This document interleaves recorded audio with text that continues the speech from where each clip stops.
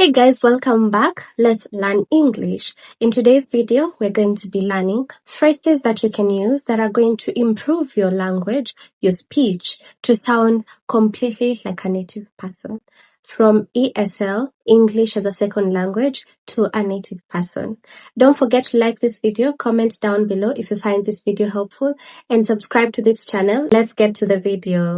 Our first phrase, normally, ESL students will say, I'm really sorry, and that's completely fine. There's nothing wrong with saying, I'm really sorry.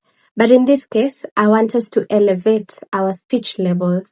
So I would like for you to say, instead of saying, I'm really sorry, you can say, I truly apologize. I sincerely apologize. Either one of these is fine.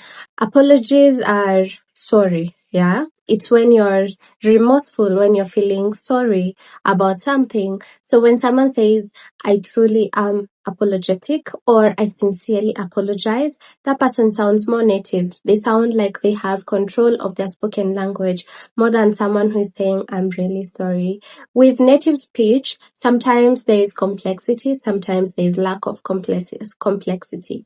But it's important to know when you want to sound more native and when you don't mind sounding like an ESL person. Our next phrase is, I'm very tired. I'm very tired. And that's completely fine. If you say, I'm very tired, it means you're exhausted. And that's what a native person will say. They will say, I'm exhausted, without the need of using very or really. Yeah, most native speakers will not use very or really to show how dire the situation is or how much they are tired or how much they are sorry. They will use complex words, for example, exhausted, for example, apologies or remorseful. So in this case, instead of saying I am very tired or I'm really tired, you can say I'm exhausted. I'm exhausted. I hope you're finding this video helpful, and don't forget I offer one-on-one classes. If you're interested, the link is going to be in the bio. I also have PDFs, digital products for you, easy to use, easy to read, easy to understand, so that you can introduce yourself to English speech by reading, expose yourself to English content. I have that also linked down in the description box below. Don't forget to check it out. Our third phrase is, I'm going to sleep. I'm going to sleep.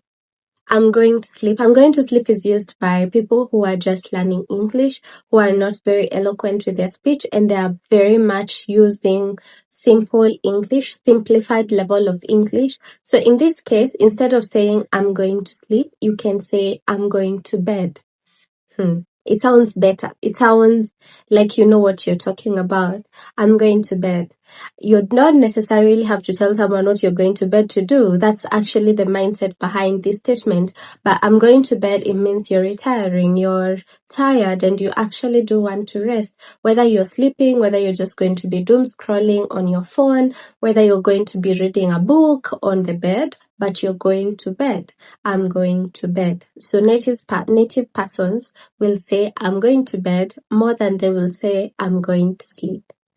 Our fourth phrase is I'm busy right now. I'm busy right now. And that's completely fine. It's correct English. You can say it whenever. But if you want to sound more native than ESL, remember ESL is not a bad thing. Most people actually learn English by being ESL students, so it's not a bad thing at all. But if you want to elevate your English speech, you are leaning towards speaking like a native person more than an ESL person. So when someone is trying to say, I'm busy right now, as in native speech, they will say, I'm tied up at the moment. I'm tied up at the moment. This means I cannot do what you need me to do right now. Instead, I will do it at a later time because I'm tied up at the moment. Instead of saying I'm busy right now, try saying I'm tied up at the moment. It sounds clean, fresh, if I would say so myself. Our fifth phrase is I understand. I understand. So when a person is speaking to you and you get what they're saying, most ESL persons will say, I understand. And that's completely fine. Again, it's completely fine. But if you want to sound more native than ESL, like a second language learner, you're going to say, I get your point. I get your point. See, when someone says, I understand, it's fine. It means that you're you're in the same point, you understand what they're talking about, you're on the same page, more or less. But when someone says, I get your point, I get your point, it means you can stop explaining further. I completely understand what you're talking about. Well, there is a difference in how it sounds more than there is a difference in meaning. In meaning, they mean completely the same, but in speech, how they sound, when you say, I get your point, it sounds more natural, more finessed. Finessed is polished up. While as when you say, I understand, it is someone who's trying to use minimal vocabulary because they are still learning vocabulary. So try saying, I get your point instead of I understand. It's more native that way. And remember, I'm not saying that being an ESL person is a bad thing.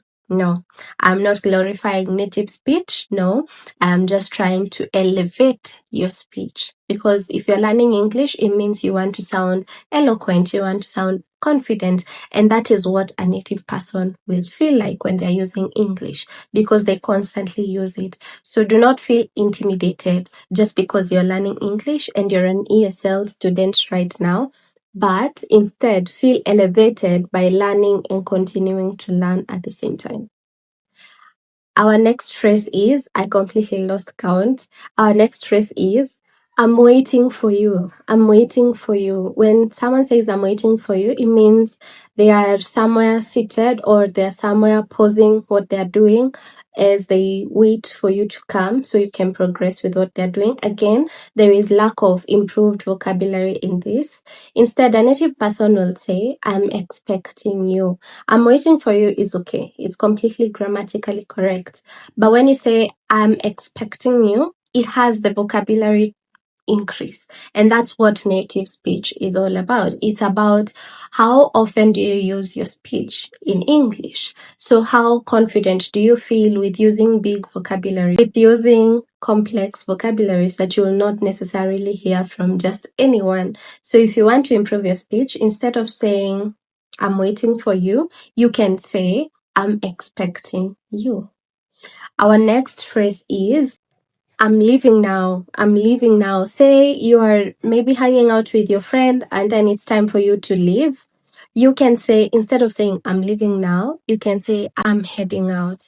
This means that you are aware that heading is in regards to direction. So when you say, I'm heading out, the direction you're going is outside. Again, native speech is mostly used because people feel confident with using vocabularies. So in this case, if you want to improve from ESL to native speech instantly, by saying, I'm heading out, you sound more eloquent and confident in using vocabularies more than someone who is saying, I'm leaving now.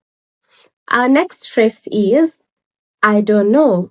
I don't know. I don't know. Oh, Mary, I don't know about going out tonight. In this statement, someone is sharing that they have no idea whether they are able to or not. If it is something that they have knowledge about, they're telling you they don't have the knowledge about it. So instead of saying, I don't know, you can say, I have no idea. I have no idea. So when you're trying to elevate your speech, you can say, I have no idea instead of saying, I don't know. You should try these tips in your speech when you're practicing speech with maybe a native person or just on your own when you're doing shadow work, and see how you feel more confident, more eloquent, if you're able to express yourself better. If you're not able to express yourself better, that's completely fine. It's very normal and natural. Do not feel intimidated again. If you want any help in regards to speech improvement, you can reach out to me. I have classes, and as you can tell, I'm very friendly and I understand that learning English is not necessarily easy. So I have the empathy to take you through class time without feeling the need to make you rush or feel like you're less than. Just try me out. I promise you're not going to regret it. Our next phrase is, I'll try my best. I'll try my best. I'll try my best is used when someone is saying that they will do the very best they can to see whether they can do what you need them to do. I'll try my best. For example, if someone is telling you, could you please come to my graduation party this weekend? You can say, I'll try my best, to mean that you're not giving a sure answer, yes or no. In this case, you're telling them, I will do my very best to show up. If I'm not able to show up, then you know I did my best. So instead of saying, I'll try my best, you can say, I'll give it my all. I'll give it my all. When someone says, I'll give it my all, it means they are not letting part of themselves not give it their all. They are really, really doing their best, everything they can to make sure that whatever they have said they will do is going to be accomplished. And if it's not, trust and believe, everything they put in, all the effort is in regards to allowing them to show up for you, for example. Or if they need to do an action, they have really done all they can. So instead of saying, I'll try my best, you can say, I'll give it my all. You should try it. Comment down below if you find this video helpful, if you have used such phrases before, and if you're trying to practice using these phrases before, just comment down below. Let's have a conversation on how this could be helpful to you. Our next phrase is, I'm very tired of it. I'm very tired of it. When someone says I'm very tired of it, it means that thing, the it, is exhausting them. Yeah? I'm very tired of it. I want you to hear the difference. When someone says I'm very tired of it, or when this person says I'm completely drained. I'm completely drained by it, by that person. I'm completely drained. I'm very tired of it. I'm very tired of it. Or I'm completely drained. In my opinion, I'm completely drained is someone who is exploring the use of vocabularies. Again, native speech, the only difference between ESL and native speech is native speech has a lot of usage of vocabularies. They are not afraid to use new terms. So for example, I'm completely drained by it. There is the completeness and drain. Someone is drained.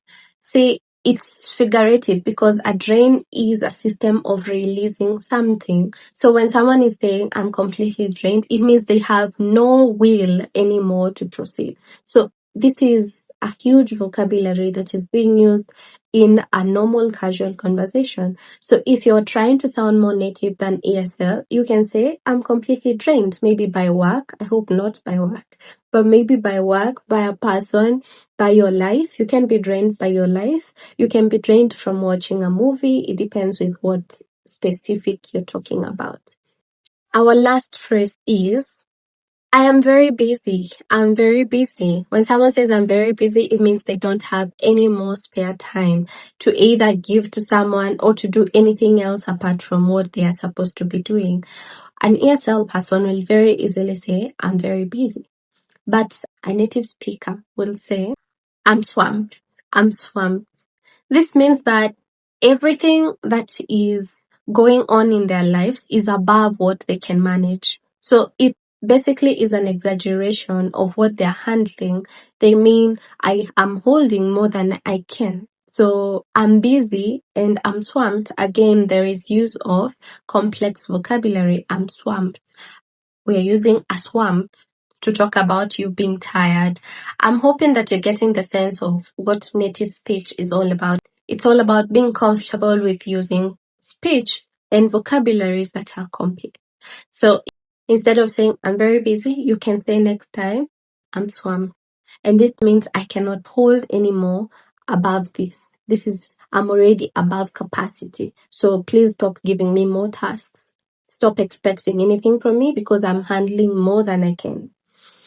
I hope you found this video helpful. Don't forget to like, share, comment, and subscribe to this channel. Share with anyone who you think might benefit from this video.